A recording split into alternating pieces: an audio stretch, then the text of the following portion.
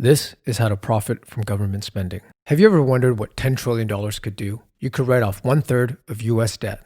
You could fund the bankrupt Social Security and bring universal health care to everyone. Heck, you could even give every American a $33,000 down payment and solve the homeownership crisis. And yet, of all things, Uncle Sam chose to spend $10 trillion to fight a virus with economic policies. And while the emergency is over, the spending, well, not so much.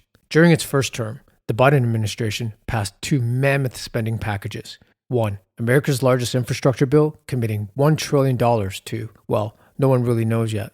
And two, a record $738 billion climate bill disguised as an Inflation Reduction Act. That totals $12 trillion for ad hoc expenses, and that's on top of regular expenditures. And yet, there's still more room for COVID spending.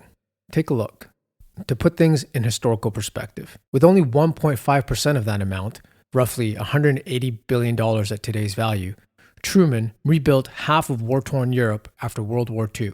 This was known as the Marshall Plan. So, was it worth it in the end? Did these trillions in COVID response spending benefit anyone other than Wall Street? Well, let's look at the hard data to find out.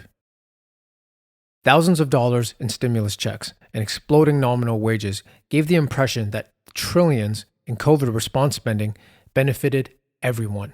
At least, that's what the Biden administration claims. But if you zoom out past that cherry-picked time frame, you'll see that workers are actually much worse off. Look at how inflation-adjusted personal income changed during COVID. Real disposable income, which is income adjusted for inflation, has not only dropped sharply, but it's back to pre-COVID levels. What about savings? After all, while holed up during COVID, people saved up the largest pile of money in history. Turns out, those savings are now gone.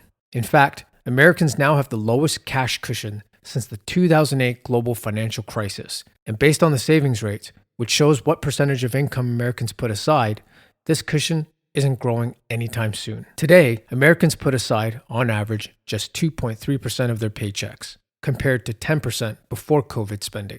Since 1959, there's only been 1 month when the savings rate was that low. According to the Fed data, households in the top half of the distribution hold most of the excess savings, meaning the bottom 50% have next to nothing to fall back on. And the Fed says the worst is yet to come. So where did all the trillions of dollars go? Maybe it was used to pay down debt. Well, let's take a look at that.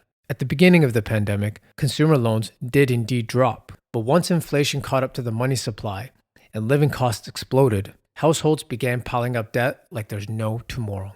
And that includes the most expensive debt of all, credit cards. According to credit reporting agency TransUnion, in 2022, credit card balances hit an all-time record, spiking nearly 20% from the year before. More alarming, most new credit consumers were non-prime borrowers. Such desperate debt accumulation tells us a lot about those who take on that debt. These people aren't swiping that card to buy a 77-inch OLED TV or a fancy vacation in Paris. As TransUnion data shows, they are strapped for everyday necessities like food and gas. Meanwhile, the Fed's Jerome Powell touts growing spending and how resilient the economy is. If that's the case, can't people just cut back on expenses?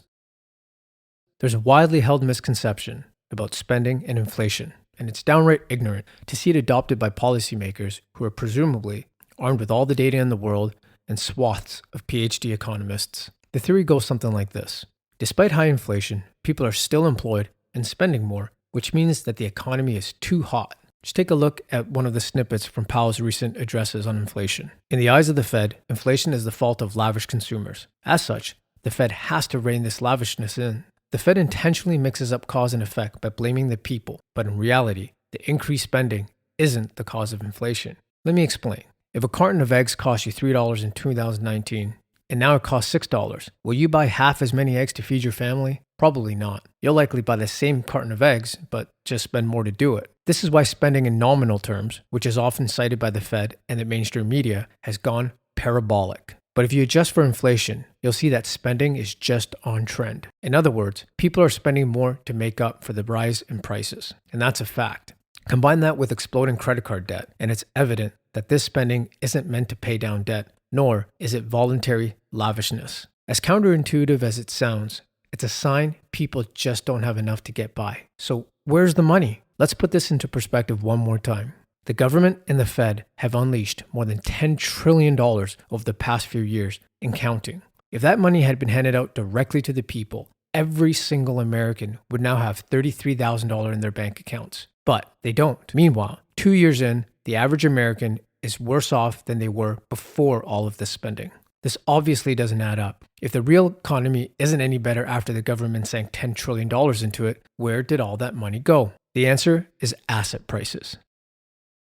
We all know that stocks have done exceptionally well during COVID, but let's put that into numbers. From 2019 to 2021, the market cap of American stocks skyrocketed from $34 trillion to a whopping $52 trillion.